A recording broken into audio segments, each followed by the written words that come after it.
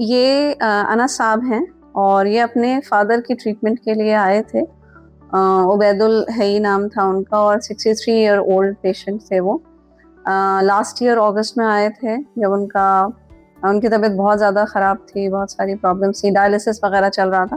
बहरहाल इधर बहुत टाइम से मेरे ख्याल से उनका डायलिसिस बंद है।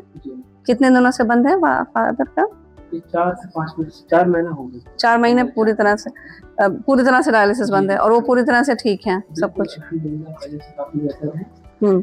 और पहले से उनके डायलिसिस हफ्ते में 3 मरतबा हुआ करता था और फिर उसके बाद वो, और जैसे ही हम आपके पास आए तो फिर उसके बाद वो डायलिसिस बंद हो गया था और 2 राउंड में आपके पास डायलिसिस बंद हो गया था। इनके फादर का पहले भी टेस्टिमोनियल हम बना चुके हैं और अक्सर ऐसा होता है कि पेशेंट को जब फ़ायदा होता है तो उसकी फैमिली मेम्बर्स, वैसे तो मैं स्पेसिफिकली किडनी के पेशेंट्स ही देखती हूँ, बट उनके फैमिली मेम्बर्स फिर कंसल्ट करते हैं कि जैसे अनस साहब ने अपने लिए कंसल्ट किया था। इनका ये बहुत ओवरवेट थे और इनकी लिपिड प्रोफाइल वगैरह बहुत ही ज़्यादा गड़बड़ थी पहले और बहुत सारी प्रॉब्लम्स और भी थी।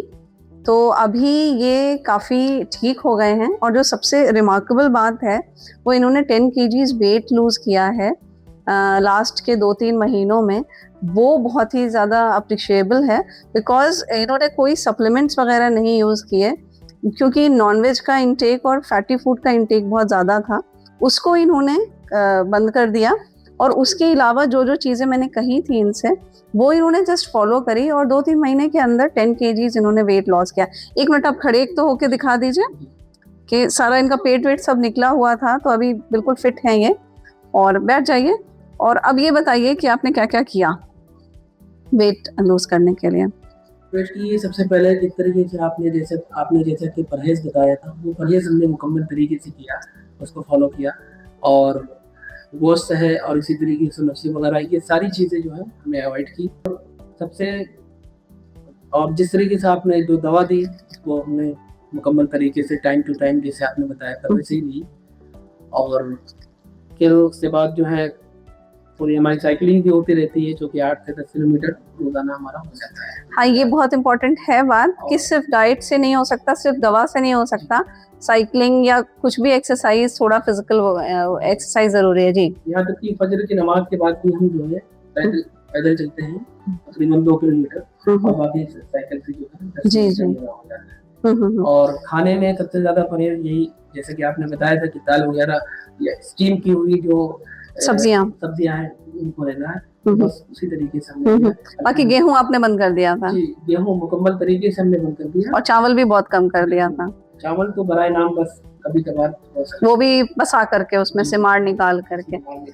तो ये मैं जो भी ओवरवेट पेशेंट्स होते हैं उनको मैं ये एक सलाह देती हूँ कि आलू, चावल, चीनी और गेहूं बंद कर दें और उसके अलावा कोई और ग्रेन्स वगैरह लें, बाकी स्टीम्ड वेजिटेबल्स जैसे कि आपने सुना।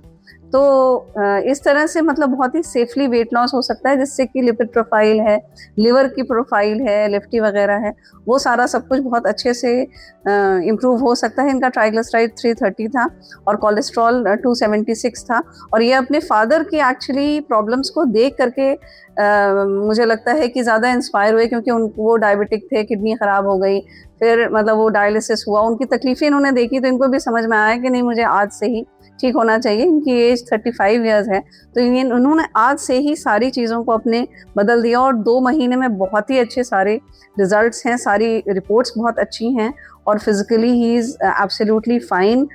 10 किलो वेट भी लॉस हो गया है। तो ये मेरा मैसेज है सभी लोगों को, और ख़ास तौर से मेरी फ्रेंड्स हैं जो कि वेट लूज़ करने के लिए बहुत ज़्यादा परेशान रहती हैं।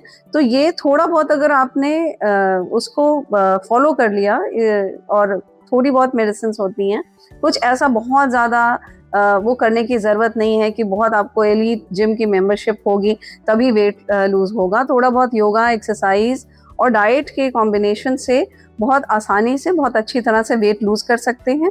और वेट लूज़ करने से हार्ट की हेल्थ, किडनी की हेल्थ, लिवर की हेल्थ, ओवरऑल हेल्थ आप बहुत अच्छी तरह से इम्प्रूव कर सकते हैं।